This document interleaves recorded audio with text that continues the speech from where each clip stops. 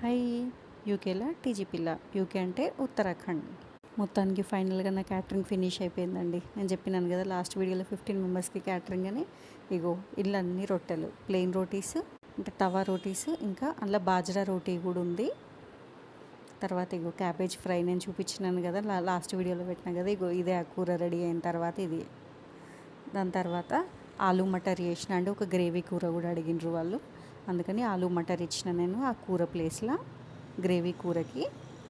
నోరూరుతుందా చూస్తుంటేనే, లైక్ చేసేయండి మరి. తర్వాత దాల్, ప్లెయిన్ దాల్. నేను చెప్పినాను కదా నార్త్ ఇండియన్ వాళ్ళకి రోటీ దాల్ ఉంటే చాలు, దాంతోనే గడిపేసుకుంటారని. ఇదే దాల్ అన్నమాట.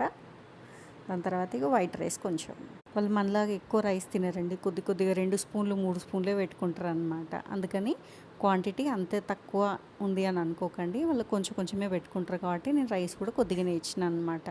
సో మొత్తానికి ఒక 3-4 గంటలు పట్టిందండి ఇవన్నీ చేయడానికి. చూడకుండా కిచెన్ పరిస్థితి చూసిండ్రా ఎట్లుందో అసలు. మొత్తానికి ఫైనల్గా అన్నీ రెడీ చేసిన. కొద్దిగా ఆగం అయ్యింది, కానీ అయినా భయపడకుండా మొత్తం చేసేసిన.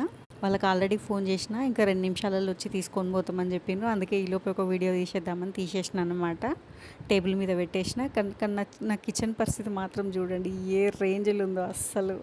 ఏదేమైనా ఒక్క మాట అండి, ఎంత వంట చేసినా ఏమనిపించదు, కానీ వంట అయిపోయిన తర్వాత అస్సలు. రేపు కూడా ఇంకో క్యాటరింగ్ ఉందండి, దానికోసమే ఇగో కూరగాయలు. రేపు ఇంకో క్యాటరింగ్ ఉంది, దానికోసం కూరలు తెప్పించి పెట్టినానమాట. వీడియో నచ్చితే లైక్ చేయండి. బాయ్.